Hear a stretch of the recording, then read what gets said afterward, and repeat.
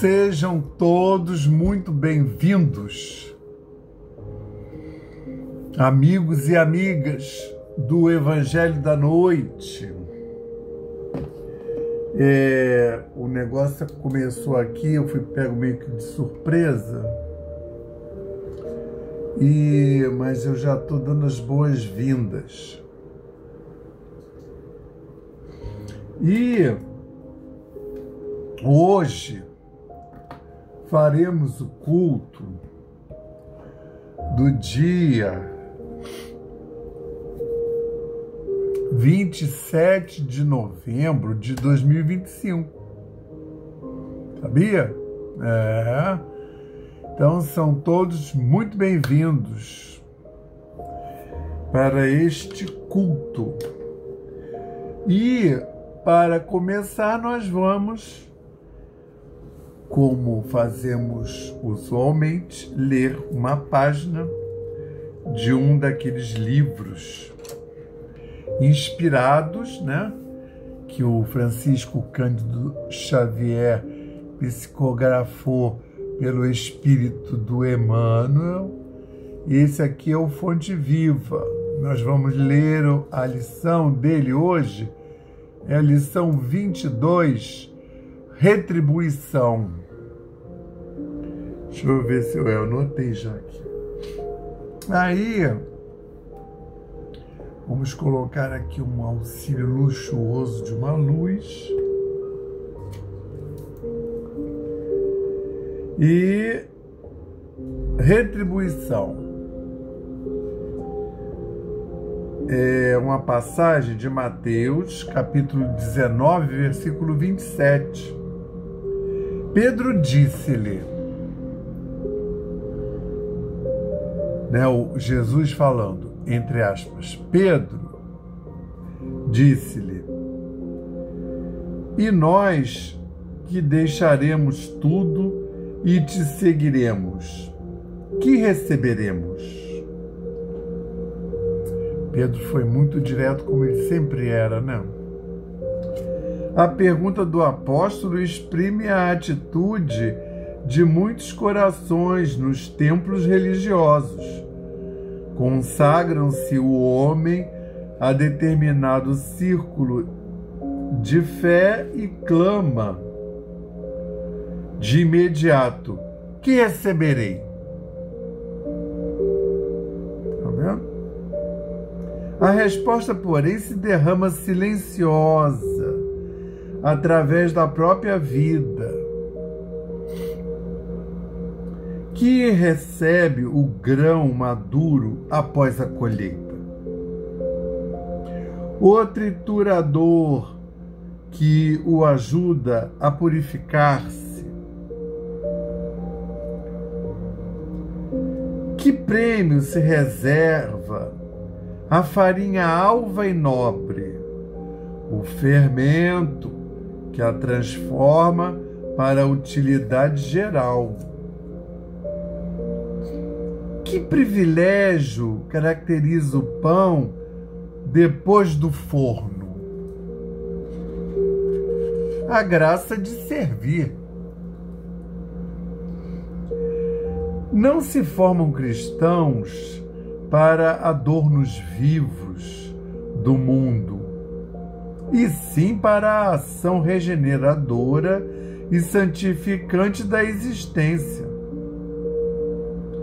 Outrora os servidores da realeza humana recebiam o espólio dos vencidos e com eles se rodeavam de gratificações de natureza física com as quais abreviavam a própria morte. Em Cristo, contudo, o quadro é diverso. Vencemos em companhia dele, para nos fazermos irmãos de quantos nos partilham a experiência, guardando a obrigação de ampará-los e ser-lhes úteis. Simão Pedro que desejou saber qual lhe seria a recompensa pela adesão à Boa Nova, viu de perto a necessidade da renúncia. Quanto mais se lhe acendrou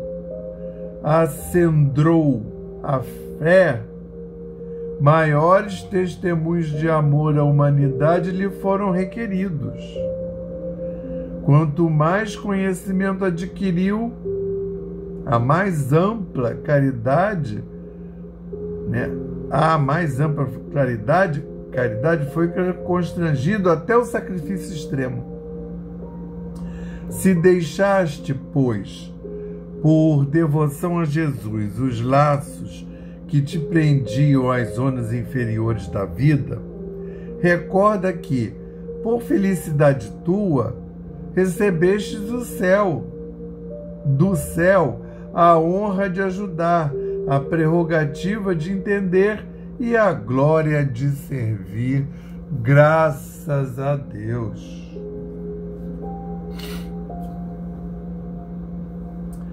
Graças a Deus e graças ao Cristo de Deus. E graças também ao Espírito Santo de Deus. E graças também ao nosso patrono,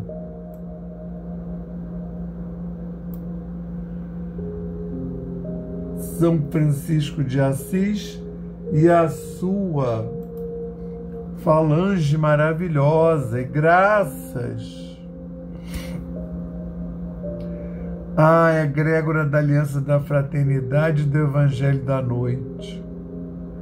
E graças aos nossos guias e protetores espirituais. Obrigado, Senhor, por mais uma vez estarmos aos teus pés, pedindo a permissão para dar por iniciado esse culto do Evangelho da Noite, que vai acontecer nos nossos lares físicos e espirituais,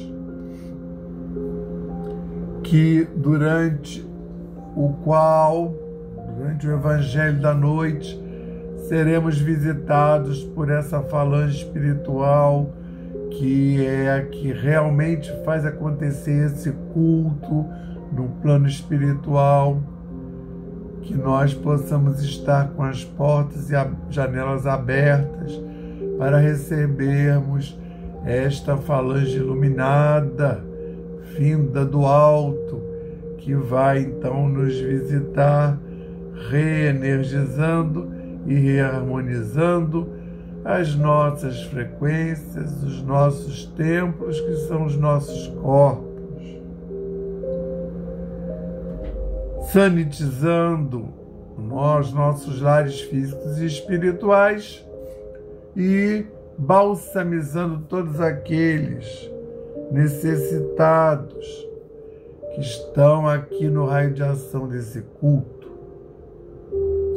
Dessa forma, Senhor, gostaríamos de pedir a sua autorização para dar por iniciado o culto do Evangelho da noite de hoje, do dia 27 de novembro de 2025, para darmos por iniciado esse culto do Evangelho da noite nos nossos lares, dizendo o lema da nossa casa: paz e fraternidade, e o lema de Francisco, São Francisco de Assis: paz e bem. Graças a Deus. Mais uma vez reunidos na bênção do querido, do Pai, estamos aqui reunidinhos para podermos dar prosseguimento ao estudo do Evangelho de Lucas, e ele vai hoje começar o capítulo 20, tá? Então, na semana passada nós terminamos no capítulo 19, com os versículos 45, 46, 47, 48. E hoje estamos, foi o capítulo 19, e hoje estamos aqui, iniciando o capítulo 20, versículos 1 a 8, que o Pastorino separou para estudo, esses versículos 1 a 8, e ele colocou o nome, intitulou O Poder de Jesus. Entendeu como é que é? E em Lucas ele descreve assim: e aconteceu em um dos dias em que Jesus ensinava ao povo no templo e anunciava coisas alegres, chegaram os principais sacerdotes e os escribas, junto com os anciãos, aquela turma que a gente conhece, e falaram, dizendo-lhe: dize-nos com que poder faz essas coisas? Ou quem é que te deu esse poder? Respondendo-lhes, disse Jesus, entre aspas, perguntar-vos-ei também eu uma palavra. Respondei-me. O mergulho de João era do céu ou dos homens? Consultaram-se entre si, dizendo: se dissermos do céu, dirá: por que não acreditastes nele? Mas se dissermos dos homens, o povo todo nos apedrejará, pois está certo de João ser profeta. E responderam que não sabiam de onde era. Jesus disse-lhes: nem eu vos digo com que poder faço essas coisas. Interessante que os outros dois evangelistas sinóticos também registraram essa passagem, né? Mateus viu assim: entrando ele no templo, aproximaram-se dele, que ensinava os principais sacerdotes e os anciãos do povo, dizendo: com que poder fazeis estas coisas? E de quem quem te deu esse poder? Respondendo, Jesus disse-lhes: perguntar-vos-ei também eu uma palavra, que, se me responderdes, também vos responderei, com que poder faço essas coisas. De onde era o mergulho de João? Do céu ou dos homens? Eles, porém, raciocinavam entre si, dizendo: se dissermos do céu, dir-nos-á, por que não acreditastes nele? Mas se dissermos dos homens, tememos a multidão, pois todos têm João como profeta. E respondendo a Jesus, disseram: não sabemos. Disse-lhes também ele: nem eu vos digo com que poder faço essas coisas.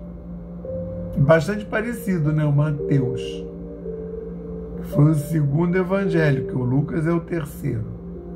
Agora o Marcos escreveu um pouco mais, né?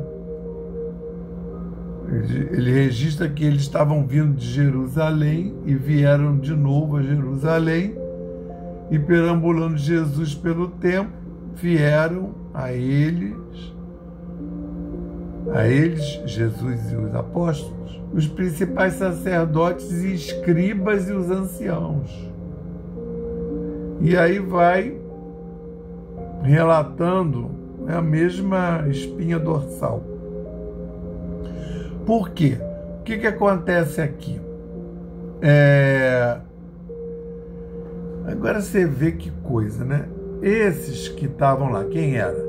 Não cita o sumo sacerdote, mas os principais sacerdotes e os escribas e os anciãos, que aí eram da comunidade, mas pela tradição judaica integravam lá o sinédrio, a sinagoga, né? Porque naquela época, como não tinha livro, a pessoa com idade, ela era tida como se fosse um livro, entendeu? Que a gente não pode tocar em nada bruscamente. Aí a pessoa com idade, ela é tida, ela é um manancial de saber, de cultura. Ela é tida como se fosse o livro vivo, né? Então, por isso que é o sumo sacerdote, os sacerdotes do templo, os principais sacerdotes, aí vem os escribas e fariseus. E não está citando aqui, mas tem, né? Escriba, fariseus, saduceus e os anciãos. E aí Jesus estava lá, né? E aconteceu em um dos dias em que Jesus ensinava ao povo no templo e anunciava coisas alegres, aí eles vêm, querem nem saber qual é a predisposição do povo, se o povo estava tendo um momento de elevação e uma troca vibracional boa. Eles vêm para enquadrar. Só que eles fazem essas perguntas, mas isso não é de agora, né? Que Jesus já vem pregando, a gente já está no capítulo 20, está terminando o apostolado de Jesus. Nesse templo aí ele ainda pode entrar e fazer alguma preleção, porque na maioria ele ainda não pode mais, tanto é que ele fica fazendo lá os ensinamentos, as reuniões na periferia das cidades, nos campos abertos, vazios. Coisa que tem muito por lá, porque lá não tem floresta, né? É muito seco. O que mais tem é campo aberto. E aí, esse pessoal aí que eu estou falando, né, sumo sacerdote, os sacerdotes, principais sacerdotes, os escribas, fariseus, saduceus e anciãos, eles já vêm seguindo Jesus há muito tempo, porque justamente eles querem ver a pregação de Jesus para poder ver se a gente arrumava algum deslize, algum subterfúgio para poder incriminá-lo e levá-lo a julgamento, e o que eles queriam mesmo era a morte de Jesus, né? Então você vê que é um momento que vem sendo anunciado lá no Velho Testamento durante 1400 anos aproximadamente, se não mais. O Velho Testamento, né, que compõe a Bíblia, né? Tem muito católico que não sabe, né? Você pergunta o que é a Bíblia. Não sabe o que é o Velho Testamento, Novo Testamento. O Velho Testamento vem, né, sendo construído ao longo do tempo. Então, primeiro é o Pentateuco, né? Os primeiros 5 livros da Bíblia, que fundamentam a religião judaica, né? Então, Gênesis, né?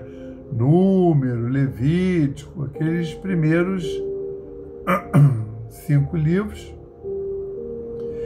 E depois vieram os outros livros dos profetas que foram aparecendo, escrevendo. E aí tem os profetas maiores, mas não é porque eles eram mais profetas que os outros, é porque eles escreveram mais, os livros são mais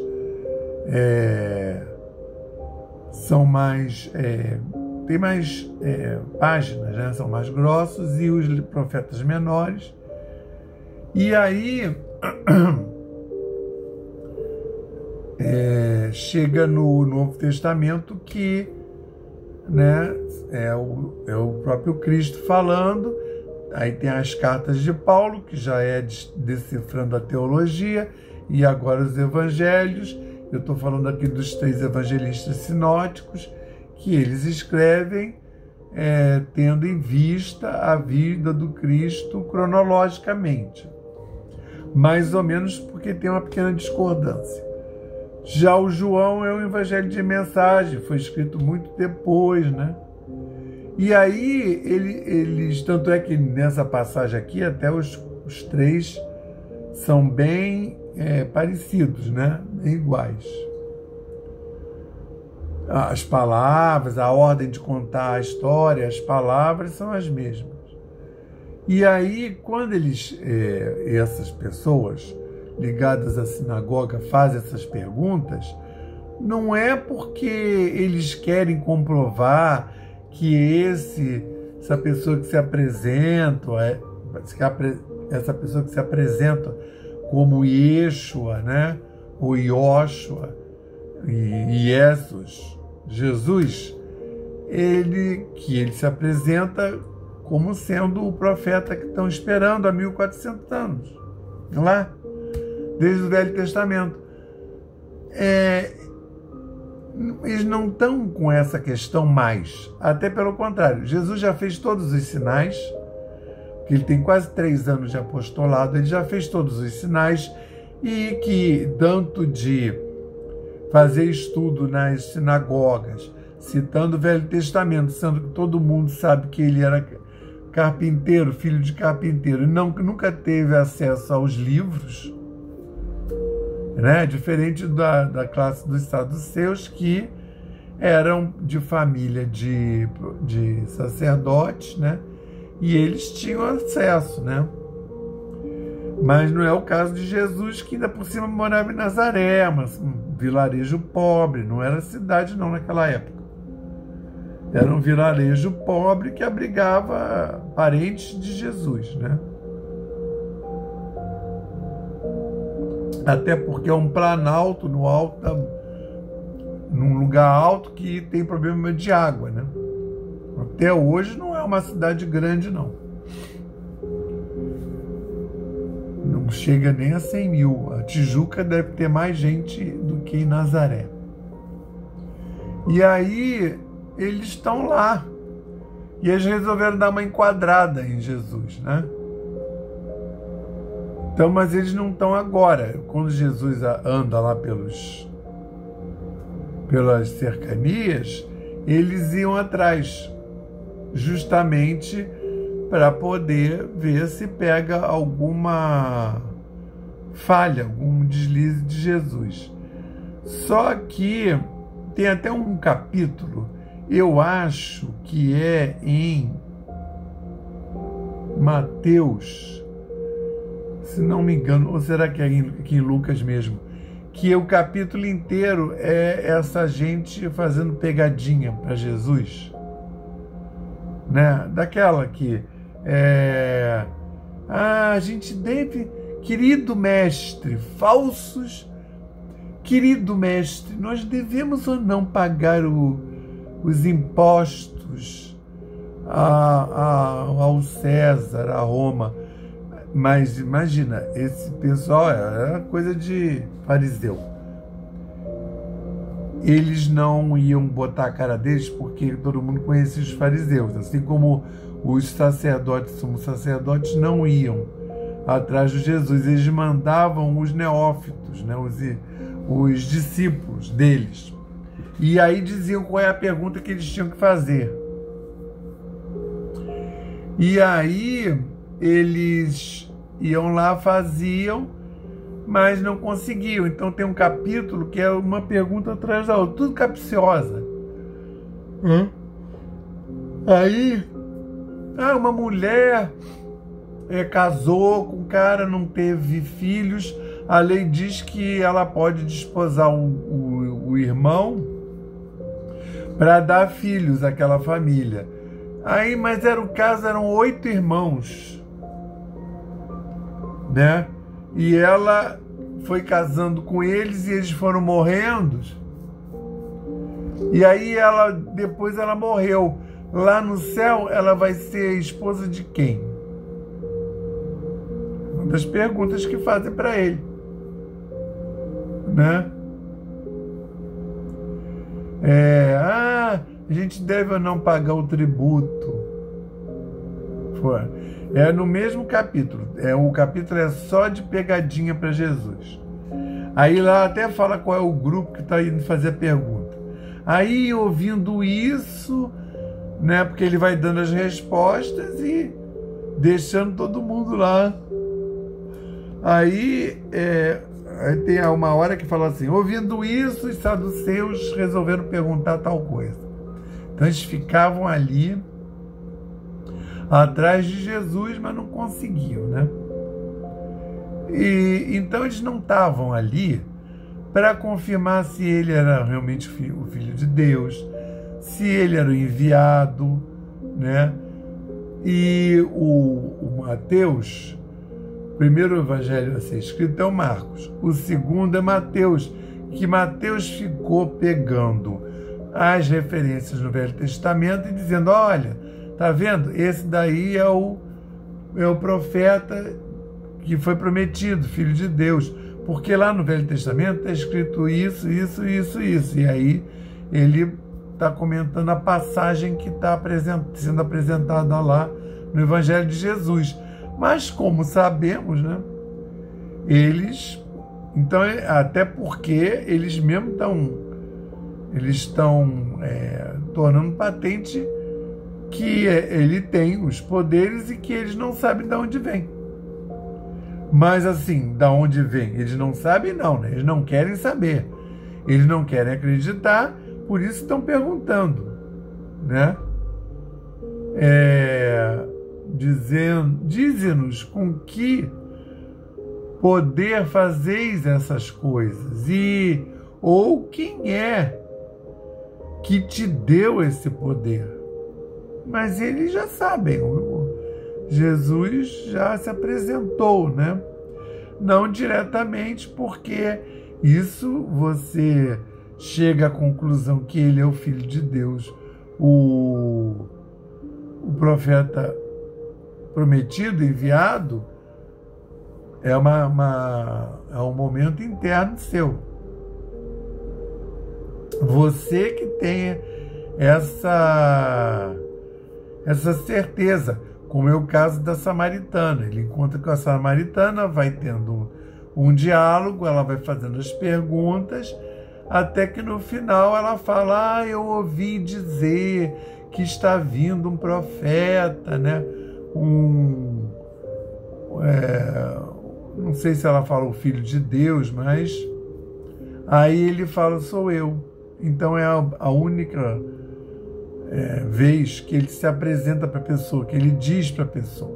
Mas porque ela já sabia, ela faz a pergunta, ela faz essa colocação: eu ouvi dizer, porque lá durante o diálogo, você vai vendo que ela vai se certificando, ela vai mudando até o tratamento com ele. Primeiro ela fala: Senhor, depois mestre, depois aí ela vai mudando o tratamento, mostrando que ela estava reconhecendo. Ele vai e dá certeza para ela, mas de uma coisa que ela já sabia dentro dela. É como quando a pessoa é curada e aí a pessoa pede alguma coisa e é curada. Aí ele vai lá e fala: sua fé te salvou, né? Vem, você já está livre, né? Porque a pessoa já tinha cumprido lá o resgate. Ele só vem e dá aquele momento que na Índia chama o toque de mestre, né? Aquele peteleco espiritual. Lá na Índia você está lá sentado no ashram, aí passa o guru e ele, né, dá um influxo aqui Quer dizer, ele faz fisicamente, mas poderia fazer só energeticamente. Ele faz aquele influxo aqui no chakra frontal, né? Para ver, você pode receber um insight ou não, depende de você também, da sua conexão. E aí o que acontece? Eles estão perguntando, mas porque não querem acreditar. E falaram, dizendo-lhe, perguntando, né? Dize-nos com que poder fazei essas coisas, ou quem é que te deu esse poder. Então, assim, está fazendo a pergunta para chover no molhado, mas a trajetória dele já respondeu, né? A trajetória dele toda, nesses anos que ele está lá andando pela Galileia, né? Pela Cesareia, pela Cafarnaum, né? Ele vem fazendo os sinais. Ditos sinais. Então, se ele fosse um profeta que não fizesse sinal nenhum, aí já ia ser descartado ali, entendeu? Então eles ficavam maravilhados, porque eram coisas que eles não podiam fazer. Por isso que chega em um determinado momento, quando ele ressuscita Lázaro, eles se reúnem e falam, agora não dá mais, agora a gente vai ter que matá-lo. Porque como se eles fossem perder a posição deles, né? É o povo todo encostado na sinagoga, mantido com o dinheiro da sinagoga. E pensa bem, mas assim, Jesus não veio para pegar lugar de ninguém, né? Nem tinha igreja. Jesus é outra linha, né? Ele não vai fundar, mas depois vão sacar que o cristianismo não tem nada a ver com o judaísmo.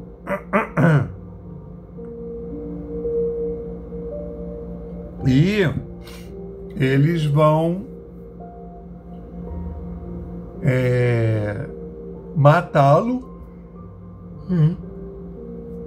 de forma cruel, mas matá-lo não, né? Porque eles são muito bons e eles pertencem à religião, e um dos 10 mandamentos é não matarás. Então eles não matam, eles querem entregar para Roma matar. Quando era lá um negócio entre eles, como é que era o procedimento? Eles jogavam para fora da sinagoga, e aí a pessoa era apedrejada lá na rua, não foi na sinagoga. A gente não tem nada a ver com isso.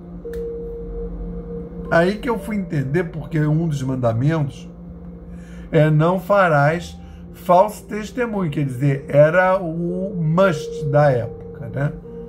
Você queria se livrar de alguém indesejável, você fazia um falso testemunho junto lá à sinagoga, e eles se incumbiam de apedrejar e matar. O Paulo vai passar por isso umas 2 vezes, e numa das vezes parece até que ele, né, chegou ali na porta de morrer. E aí, como a missão ainda era grande, ele não morreu. O Paulo, isso é lá em Atos dos Apóstolos. E aí eles vão fazer as perguntas, mas eles não podem matar. Então, por isso que eles precisavam de um bom motivo para encrencar o Jesus com Roma, né? Ou com Pôncio Pilatos ou com Herodes. Mas, na verdade, o que foi feito foi um falso testemunho, né? Porque, como se sabe, nem Pôncio Pilatos, nem o Herodes acharam qualquer culpa, qualquer coisa que indispusesse Jesus com Roma. E tanto um quanto o outro disse, por mim, pode soltar. Mas o povo lá da sinagoga falou, não, mas segundo os nossos preceitos, ele fez uma coisa terrível. Aí perguntaram para a suposta multidão, o grupo que estava lá, vendo, mas o grupo que estava lá eram os empregados e guardas do sumo sacerdote. Então, falaram para soltar o Barrabás e crucificar Jesus. Então a história é essa. Isso daí é o poder de Jesus. E aí Jesus respondeu de uma forma rabínica. Quando você responde com uma pergunta, eles não souberam responder. Aí ele falou, então, se vocês não me responderam, né, se o João, o batismo de João era do céu dos homens, eu também não tenho que responder para vocês. Até porque eles já sabiam, né? Então agora nós vamos passar para o nosso passe. Eu vou ler os mantras e vocês, sintonizados, ouvindo esses mantras e chamando lá a entidade lá, o santo de sua devoção, os seus guias e protetores, para dar o passe fluídico terápico. Elevemos mais uma vez os nossos pensamentos ao Pai e confiemos. Nós pedimos ao Cristo para que possam os nossos amigos espirituais, juntamente com os protetores de cada um aqui presente, realizar através desse passe fluídico terápico o tratamento particularizado de acordo com as necessidades que cada um apresenta. Que seja suavemente depositado em nosso corpo fluídico, mental e físico o remédio advindo das camadas superiores da vida, tão bem preparados por corações amorosos para nos atender.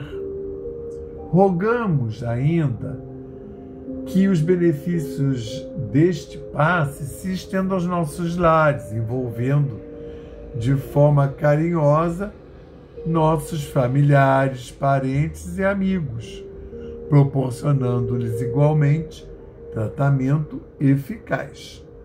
Intimamente, pedimos forças para desenvolver em nós coragem, discernimento, paciência e bom ânimo em nossa lida diária,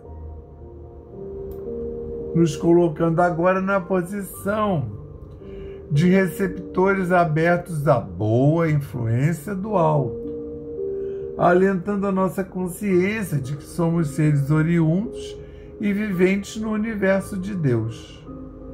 Agradecemos a nossa coexistência com o nosso próximo e a atual reencarnação que nos colocou em contato com os elementos indispensáveis às nossas necessidades de evolução. Rogamos inspiração para que possamos aproveitar a oportunidade da mesma para exercitar o perdão e a busca sincera pela harmonização íntima, sem deixar de atender aos reclames da lei de progresso e evolução. Finalmente pedimos equilíbrio moral e emocional, inspiração nos padrões do Evangelho, para que possamos solucionar com os nossos esforços os problemas que nos envolvem, resignação positiva sem estagnação, compreensão para agir com amor, ação sem ser subserviente, proteção, forças para manter a vigilância e disposição para realizar a nossa reforma maior, graças a Deus. Graças ao Cristo de Deus e graças ao Espírito Santo de Deus. Graças à egrégora do Evangelho da Noite e à egrégora da Aliança da Fraternidade. Graças ao nosso patrono São Francisco de Assis e à sua falange maravilhosa. Graças aos nossos guias e protetores espirituais, queremos agradecer a mais essa oportunidade de estarmos aqui e realizarmos esse bendito culto no lar, o culto do Evangelho da Noite nos nossos lares. Agradecemos o amável convite e agradecemos por termos tido a oportunidade de aceitá-lo e comparecer a esse amável convite. Queremos rogar para que todos aqueles que estão no raio desse culto recebam de acordo com as suas necessidades e seus merecimentos. Que nós possamos ter sido visitados pelos queridos amigos do Evangelho da Noite, de forma a reharmonizar e reenergizar os nossos lares. Queremos rogar um quanto de energia para o planeta Gaia, um quanto de energia para essa humanidade encarnada e desencarnada, um quanto de energia para todos esses líderes espirituais encarnados e desencarnados, e também para todos esses líderes materiais que estão à frente de cidades, estados, países, mecanismos internacionais, instituições internacionais, etnias, que esses também possam ser abundantemente abençoados, iluminados e protegidos, e instados a percorrer o caminho correto. Nós vamos fazer 30 segundos de silêncio, durante o qual colocaremos as nossas demandas e as nossas intenções por terceiros. Vamos pedir por aqueles que vivem conosco nesse éon.